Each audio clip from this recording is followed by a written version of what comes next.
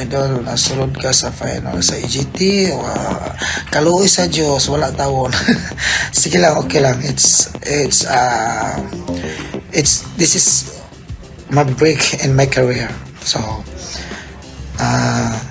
we don't need to win that competition, but we are already there. Yes, this is my dream come true.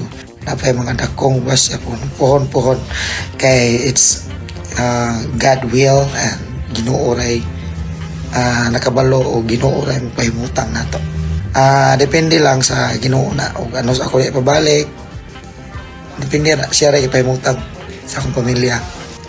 Yes, once you got America's Got Talent is you're already there. So I'm happy to be here, and of course this is my dream come true to my family. Yes, thank you so much to my family, sa asawa ko at sa anak ko. Si Kata Nagyod, God bless uban imo pamilya. Thank you so much Den Loquero Nea. Since 2014 na nailhan naman ko.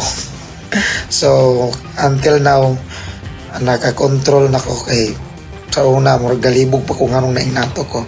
So from now on I know it because ang Ginoo mo'y nagbutang nako nani. So thank you so much sa mga suporta ninyo tanan diha, sa mga comments. Thank you so much. Salamat kay kaninyong tanan nga nagbutang ninyo akong pamilya nga dili mapasmo.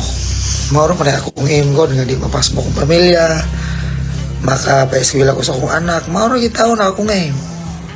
Bisang pag mag-inansahay ni mauro gani akong tuyog tumong for my family only. And salamat og dako ninyo tanan mga fans nga inyo kung siging butang sa inyong news, sa inyong mga short clip video nga inyo kung gihimo nga famous. Thank you kay ninyo sa tanan. I have so many shows. Joel Sibag will arrange it to my shows here in US or in the Philippines. Yes,